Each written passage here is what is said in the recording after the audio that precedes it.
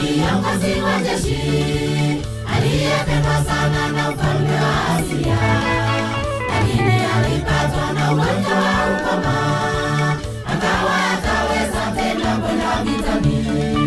Naamani alikuwa kiongozi wa jeshi aliyependwa sana na ufalme wa Asia, lakini alipatwa na ugonjwa wa ukoma, akawa hataweza tena kwenda vitani. Akatubukia ya kwanza, ya pili, ya tatu, ya nne, ya tano hadi ya sita. Akarudi tena kwa mara ya saba, na ngozi yake ikawa nyororo kama mtoto. Akatubukia ya kwanza, ya pili, ya tatu, ya nne, ya tano hadi ya sita. Akarudi tena kwa mara ya saba, na ngozi yake ikawa nyororo kama mtoto.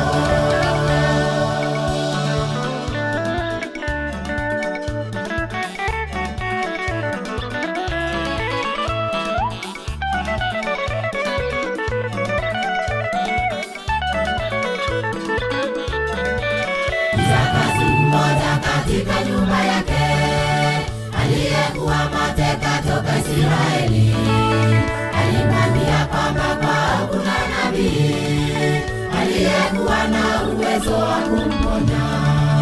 Mjakazi mmoja katika nyumba yake aliyekuwa mateka toka Israeli alimwambia kwamba kwao kuna nabii aliyekuwa na uwezo wa kumponya. Akatubukia ya kwanza, ya pili, ya tatu, ya nne, ya tano hadi ya sita. Akarudi tena kwa mara ya saba, na ngozi yake ikawa nyororo kama mtoto. Akatubukia ya kwanza, ya pili, ya tatu, ya nne, ya tano hadi ya sita.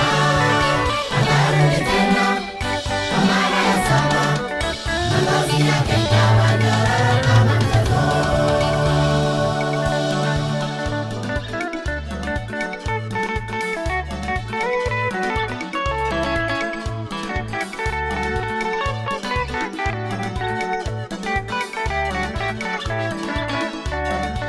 Naamani alimbebea zawadi tele, dhahabu na fedha na nguo za bei kubwa, lakini yeye Elisha hakutaka kitu, kwani yeye aliponya kwa nguvu za Mungu.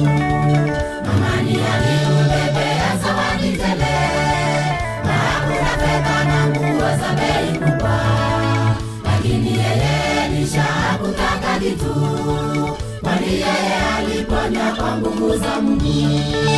Akatubukia ya kwanza, ya pili, ya tatu, ya nne, ya tano hadi ya sita. Akarudi tena kwa mara ya saba, na ngozi yake ikawa nyororo kama mtoto.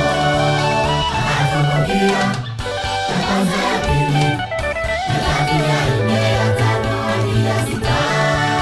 Akarudi tena kwa mara ya saba, na ngozi yake ikawa nyororo kama mtoto.